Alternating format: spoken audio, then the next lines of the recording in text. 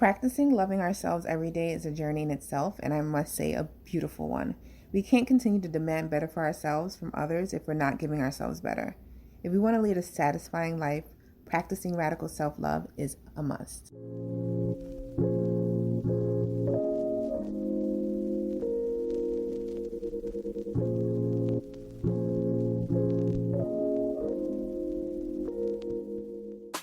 Hey everyone, welcome back to Get Candid Podcast. I'm your host, Ravin Joseph, and this week we are going to be talking about practicing radical self-love and what that looks like.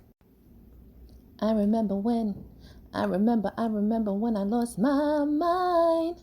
Well, I almost did. So I'm going to tell you a little story, a backstory about this journey of self-love for me. It was a few years back, and I was sitting in my car with my boyfriend at the time, and we were having a conversation, and it was pretty much an intimate conversation. We were talking about things that, you know how you're having a conversation that has to happen, but at the same time it's a hard conversation, so you don't want to have, you kind of are just like going with it. So that was happening, and I don't know how we got to this point in the conversation, but something he said to me that I would never forget was, "Yeah, but you don't love yourself." Tears started streaming down my eyes. Don't know why. I wasn't even in an emotional space, but that was something that hit home. And from then I decided, like, I need to figure this out. I need to figure out what it means to love myself. I thought I loved myself. Like, I'm getting my hair done all the time, my nails done, my lashes, I'm fed. I feed myself. I eat healthy. I take care of my body, right? Doing all these things. So what is self-love actually? You're confused about what self-love is. I'm just going to explain to you what it is. It's just loving yourself unconditionally, accepting all of your flaws, all of the things about you with no conditions. Self-love is the opposite of perfection. It's not criticism or judging. It's not being perfect or having to get things right all the time. It's not shame. It's not embarrassment. It's not beating ourselves up or harming ourselves. It's not playing the blame game. It's none of that. It's just being. It sounds easy, right? But it's really a challenge. Well, for me, I'm speaking from personal experience. Loving myself has been a difficult challenge. And I would say part of the reason is, things that we grow up with. I've been this people pleaser. And so that kind of contributes to the lack of self-love. And I definitely have intentionally been practicing that all the time. And not only with your family, your friends in your life, they don't intentionally tell you not to love yourselves, but certain things that they do or say may create these beliefs that you have, and you internalize those beliefs, even if it was set out of a joke and not even being malice. You internalize that and you believe that about yourself. And so you bring that with you every day. And one of the important things that you have to do is the work to make sure that you are releasing those things, right?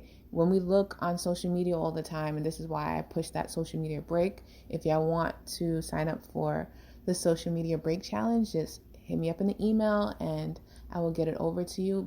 Just seeing how society, and I said this in the last episode, wants us to hate ourselves. If we don't hate ourselves, then they can't sell us anything. They can't keep us under their control. And that's my personal belief. But it's so important for us to practice self-love. And I would just want to explain, like, self-love, which I was confused with before I was sitting in that car. But, I like intentionally was like, after that conversation, I'm going to figure it out. It's not self-care. Self-care is taking care of ourselves by, like, doing activities that support our wellness, whatever our needs are at the time. It's a mood booster and creating a space for ourselves, right? So it's not doing for others, it's you're doing for yourself. So say, for instance, self-care is me sleeping for 8 hours because I'm exhausted, right? I need that for my well-being. I'm not in a good mood right now. I had a bad day at work. This is probably a bad example, but I'm going to pour me a glass of wine when I get home. That's a form of self-care. Like, you're giving yourself what you want, what you need in the moment to make yourself feel better. But I look at self-love as more of soul work. Like, you're going deeper. You're doing the internal work for yourself, if that makes sense. I feel like self-care is more of like the outer work, like your physical being and stuff like that. I mean, they can overlap and they're both needed in our lives, but we're just going to focus on today talking about our relationship with ourselves and why it's so important to make ourselves a priority. Because if we don't love ourselves, we will always end up with the short end of the stick. For me personally, practicing self-love has got me to recognize different patterns and cycles in my life, and I've been able to address them, and I'm happier, I'm healthier, and I'm even more proud of who I am today. I just want to share some tips on how you can practice self-love in your life. When I say radical self-love, I mean every day of your life. It gets easier. I do find myself going back to my old habits, but I would say I've gotten better, and I've seen such great results in my life that it's so much easier for me to make sure that I've developed these habits to take care of myself, to love on myself. And yeah, so some of the tips that I just want to share with you today. Number one, you always know that I'm talking about boundaries. Yes, prioritizing your needs before anybody else's. Yes, I'm not going to call it selfish, because it's not selfish, because when you're giving to yourself, it's easier for you to give to others. So every day, honoring those boundaries, making sure that you're creating space and time for yourself. So self-care, yes, doing those things for yourself is important as well. It does contribute to your mental health, because when you're constantly giving yourself self-care and doing those activities, it does boost your mood as well. And it's easier for you to love yourself. So sometimes it's possible for you to start from the outside and move inward with self-care. Another thing is showing yourself compassion. This is something that I continue to work on today. I am a recovering perfectionist. Now, I was never perfect, I know that, but one of the things that I've done is I found myself feeling embarrassed about things that I've done, choices I've made, and things like that, and not letting it go, like really constantly thinking about the same thing over and over and over again, and like putting myself down because I made this one mistake. Practicing self-compassion, being kind to yourself is necessary. For me, that's my number one. I need to learn that. I'm learning it. I understand it, but it does take practice. And I do check myself when I find that I'm doing that again. I'm not treating myself with compassion. Just like you would your friend, you want to be able to do that for yourself, because I'm not going to remind my friend that just told me she did something crazy over and every time I see her, like, oh, you remember when you did this? You remember? Like, no, like that's right. So if you're not going to do it for your friend, why do it to yourself? So I'm learning, I'm practicing, I'm improving, I'm growing with that. Another thing that's big is showing gratitude, just appreciating yourself, all of you, all the time. It's so hard for us to do that because we're often comparing ourselves to other people and other things, and just recognizing what we have and what we do like about ourselves, and just remembering that and keeping that at the forefront can really help with self-love and developing that. For my spiritual sisters and brothers, I always push this let go and let God. One of the things that I've noticed about myself, like y'all heard me talk about my whole co-teaching experience or whatever.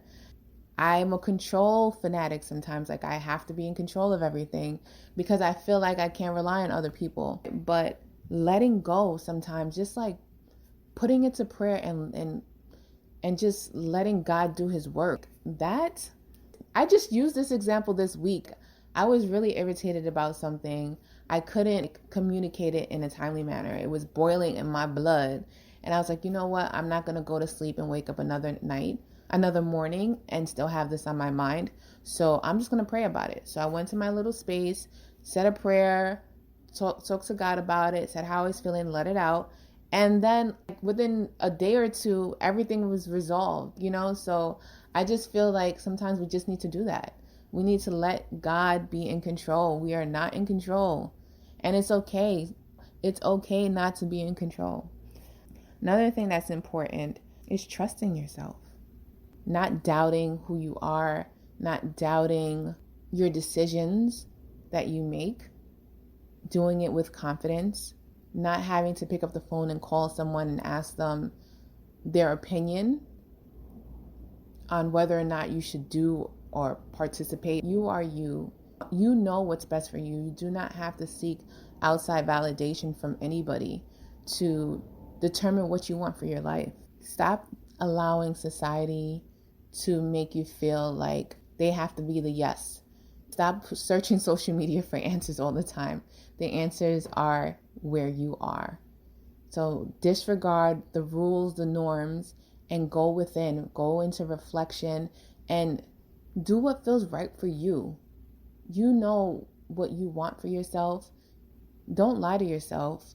Don't deny those feelings because you feel like it's not the norm or someone's not going to approve it. You have to figure out what is best for you and go there. Don't be afraid to sit with your emotions and figure out who you are. Spend time with yourself alone and get to know why you feel a certain way.